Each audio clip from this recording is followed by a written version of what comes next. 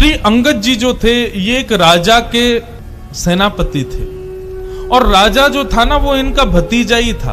अंगद जी अपनी पत्नी से बहुत प्रेम करते थे और उनकी पत्नी सत्संग से बहुत प्रेम करती थी। ठाकुर जी की कथा, कीर्तन, वैष्णव वार्ता, इनमें उसकी बड़ी रुचि। लेकिन अंगद जी को कथा आदि में बिल्कुल कोई रुचि नहीं थी। अपनी पत्नी से कहते थे, सुनो तुम खूब कथा सुनो, खूब मंदिर जाओ, जो तुमको करना है करो, पर मुझसे कभी नहीं कहना कि तुम करो, मेरे को कभी नहीं छेड़ना। पत्नी के मन में आता तो था कि ये भी भजन करें, लेकिन कोई बात नहीं, जैसी हरी इच्छा। अंगद जी रोज शाम को आते, पत्नी के पास बैठते, खूब प्रेम करते थे अपनी पत्नी से।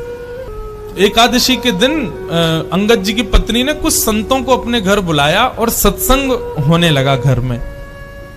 प्रवचन ऐसे ही घर में बैठ के सब करने लगे। शाम को अंगद जी जब लौट करके आए, उन्होंने देखा घर में तो आज अलग ही रौनक है, इतनी सारी भीड़ आ रखी है, सब लोग नाच रहे हैं, गा रहे हैं, कीर्तन कर रहे हैं, कथा सुन रहे हैं। अंगद जी को बड़ा गुस्सा आया, मेरी आज्ञा के बिना मेरे ही घर में प्रवचन हो रहा है, मेरे ही घर में सत्संग चल रहा है, अरे कभी रोका तुमको कहीं जाने से? खूब जाओ बाहर जाके कितना भी कथा सुनो, घर में क्यों करवा रही हो?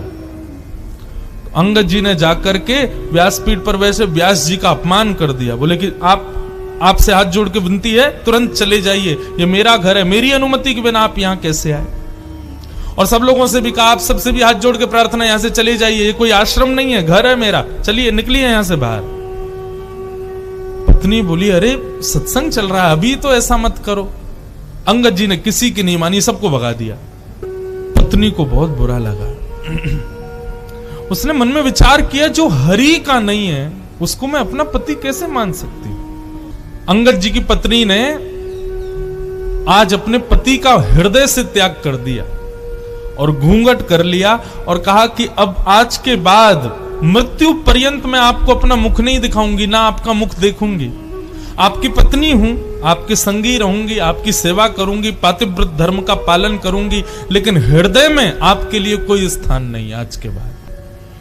अंगद जी की पत्नी अब तो घूंघट करके रहती है, अंगद जी ने मुंह ही नहीं दिखाती अपना अंगद जी को। 1 महीना, 2 महीना, 6 महीने बीत गए महाराज। अंगद जी बड़े उदास, बहुत प्रेम करते थे अपनी पत्नी से।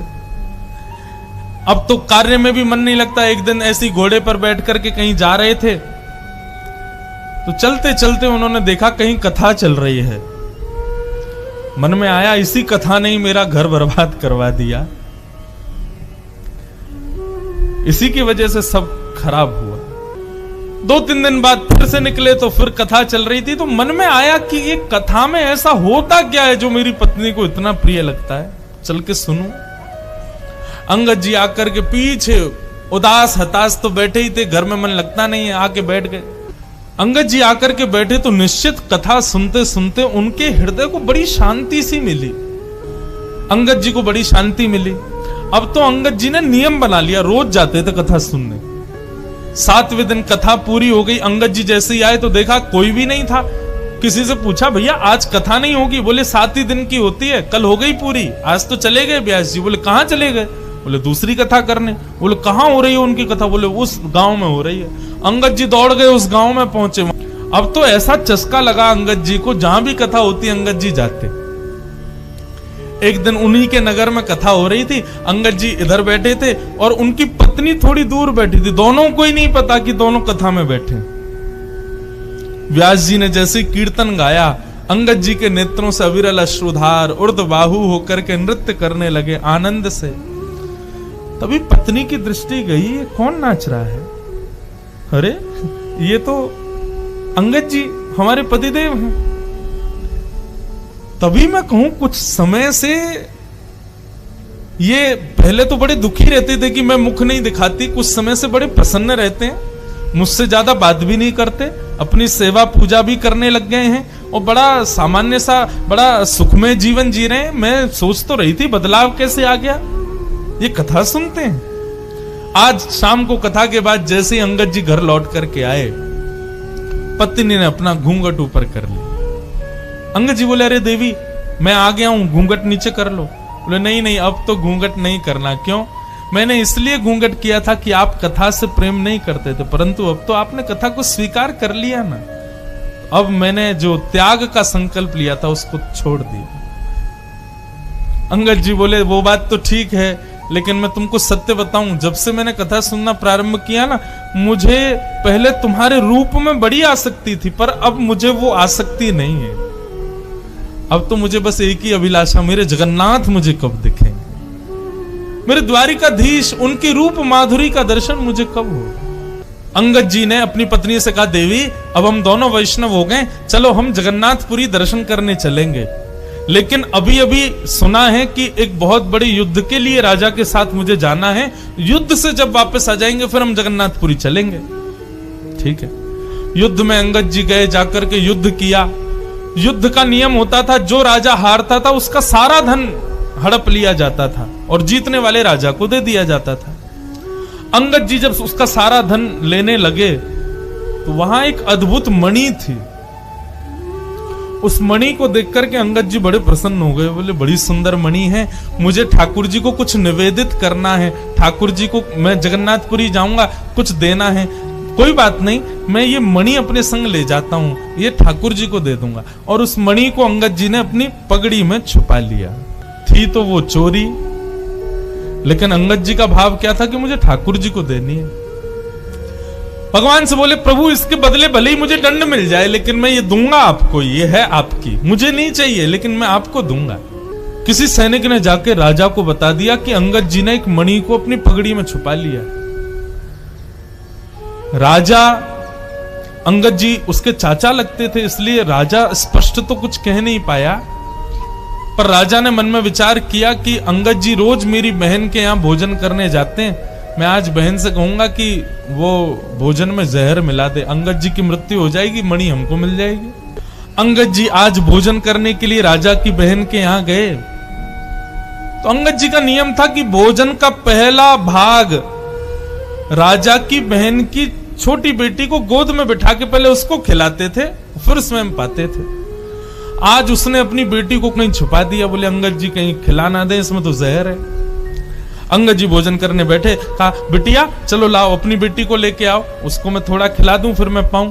बोले मेरी बेटिया तो आज माँ के पास गई है, मेरी मायके गई है, आज वो है नहीं, तो आप आज अकेले ही पालो। अंगद जी बोले बेटा ये तो मेरा नियम है, उसको खिलाए बिना तो मैं कभी नहीं खाता। अरे वो मेरी प्राण प्यारी है, मैं उसको साक्षात जगदम्बा के स्वरूप में देखता हूं, पहले उसका भोग लगाता हूं तब पाता हूं, अब जब तक उसका भोग नहीं लगेगा मैं तो नहीं पाऊंगा। तो राजा की बहन ने सोचा ये मेरी बेटी से इतना प्रेम करते हैं और मैं इनको जहर दे रही हूं। उसने थाली उठा ली, बोले कि ये पूरा भोजन ही आपके लायक नहीं है चाचा जी, इसमें मैंने विष मिला दिया। अंगद जी ने थाली पकड़ी, बोले तुमने इसमें विष मिला दिया? बोले हाँ। बोले क्यों? मेरे भाई को वो मणि चाहिए जो आपने पगड़ी में छुपा रखी, इसलिए उसने मुझसे कहा कि विष दे दो। पर आपका प्रेम देख करके मेरा मन हो रहा है कि मैंने बहुत बड़ा अपराध किया, मैं ये विष आपको नहीं दे सकती। अंगद जी बोले वो सब बात छोड़ो, ये बताओ क्या तुमने इस थाली का भोग लगाया था भगवान को? उसने कहा हाँ भोग तो मैंने लगाया था। बोले तुमने विष वाला भोजन ठाकुर जी को खिला दिया? बोले क्योंकि आप बिना भोग लगाए पाते नहीं है, इसलिए भोग तो मुझे लगाना पड़ा। अंगद जी बोले अब तो इसको मैं ही पाऊंगा, जब विष ठाकुर जी ने पा लिया तो मैं कैसे छोड़ू। और अंगद जी जबरदस्ती हठ पूर्वक उस थाली को लेकर के बैठ गए और एक एक कवल खाने लगे। ज्यों ज्यों कवल मुख में जाने लगा अंगद जी का उतना ही तेज बढ़ने लगा। ये आश्चर्य देखकर के राजा की बहन नतमस्तक हो गई, प्रसाद मान करके पाया, इसलिए विष ने भी कुछ नहीं किया। अंगद जी महाराज अपनी पत्नी से जाके बोले देवी अब हमको विलंब नहीं करना चाहिए, क्योंकि राजा मेरे पीछे पड़ गया है, वो कभी भी मेरा वध कर सकता है, मेरा वध कर दे मुझे चिंता नहीं, पर मुझे जगन्नाथ जी को एक बार देखना है। रात्रि में ही अंगद जी अपनी पत्नी के साथ जगन्नाथपुरी के लिए निकल गए। राजा को किसी दूत ने जाकर के रात्रि में खबर कर दी, बोले अंगद जी निकल गए हैं महाराज। अंगद जी जाने लगे, बीच रास्ते में ही राजा के सैनिकों ने बंदी बना लिया। सैनिकों ने कहा हम तुमको छोड़ देंगे, बस मणि हमारे हवाले कर दो। अंगद जी बोले जिनके लिए वो मणि है मैं उन्हीं को ही दूंगा। मैंने चोरी की, मुझे आप बंदी बना लीजिए, जीवन भर के लिए कारावास दे दीजिए, लेकिन पता नहीं क्यों जब से मैंने उस मणि को देखा है, मेरे मन में आया कि मैं पहली बार जगन्नाथ जी को कुछ दूंगा तो ये मणि ही दूंगा। मैं मानता हूं कि मेरा पाप है, परंतु मैं क्या करूं, मैं अपने नाथ को कुछ देना चाहता हूं, वो उन्हीं के लिए है। सैनिक तो कहां समझने वाले थे, बोले तू अपने नाथ के पास जा भी नहीं पाएगा, तेरा सर कलम कर देंगे, जल्दी दे। अंगद जी बोले अच्छा ठीक है, मैं मणि दे दूंगा, लेकिन उससे पहले मैं अपनी एक इच्छा पूरी करना चाहता हूं। बोले बताओ। इस सरोवर है, इसमें मैं स्नान करना चाहता हूं। सैनिकों ने चारों ओर से घेर लिया और अंगद जी जैसे सरोवर में गए, स्नान करते हुए कहा, हे जगन्नाथ, मैं अभी आपके पास नहीं आ पा रहा हूं, लेकिन आप तो मेरे पास आ सकते हो ना, मेरी मणि स्वीकार करो, मेरा ये छोटी सी भेंट आपके लिए, इसको स्वीकार करो। और मणि को अपनी पगड़ी से निकाल के उसी जल में छोड़ दिया। सैनिक कूद पड़े जल के अंदर, ढूंढने लगे, लेकिन मणि नहीं मिली। राजा भी आ गया, राजा ने पूरा तालाब का पानी सुखा दिया, मट्टियां खोद खोद करके छनवा दी, लेकिन मणि नहीं मिली। राजा ने कहा, अंगद सही सही बताओ मणि कहां है? बोले मैंने सबके सामने इसी में डाली है, लेकिन वास्तविकता यह है राजन, वो जिसकी थी उसके पास है, जगन्नाथ जी के पास है। राजा ने कहा, हो ही नहीं सकता, तुम पुरी गए नहीं। बोले मैं नहीं गया, वो आए थे मेरे पास और लेकर के चले गए। राजा बोला, इसके हाथों में हथकड़ी बांधो, पैरों में बेड़ियां बांधो, ले चलो इसको जगन्नाथपुरी, जगन्नाथ जी का दर्शन करेंगे। यदि मणि वहां नहीं हुई तो उन्हीं के सामने सर धड़ से अलग कर दूंगा। अंगद जी बोले, ये तो मेरा सौभाग्य होगा कि मैं जगन्नाथ जी को देखूं और उनके सामने प्राण निकल जाए। अंगद जी के हाथों में हथकड़ियां, पैरों में बेड़ियां, सैनिकों ने नंगी तलवार गले में रखी है, और जैसे ही पूरी जगन्नाथ के मंदिर में प्रथम बार प्रवेश किया अंगद जी ने, और जैसे ही महाप्रभु श्री जगन्नाथ जी को देखा है, उनके मुखमंडल का दर्शन किया, दर्शन करते ही क्या पाया, श्रृंगार में ठाकुर जी की ठोड़ी के नीचे सबसे श्रेष्ठ माला के रूप में वो मणि ही ठाकुर जी को पधराई हुई थी। राजाओं ने, सैनिकों ने जब ये दृश्य देखा कि श्री जगन्नाथ जी के गले में वो मणि, नतमस्तक हो गए अंगद के आगे। तो तुम्हारी भक्ति को प्रणाम है अंगद। लेकिन अब अंगद जी को जब ये बात दिख रही है कि मेरे द्वारा प्रस्तुत कोसों दूर से वस्तु जगन्नाथ जी ने स्वीकार कर ली, मतलब मेरे प्रेम को, मेरी भक्ति को स्वीकार कर लिया, हथकड़ियां हाथ में, बेड़ियां पैरों में, और देखते देखते जगन्नाथ जी को, अंगद जी ने वहीं अपने प्राणों को त्याग दिया, महाप्रभु जी में विलीन हो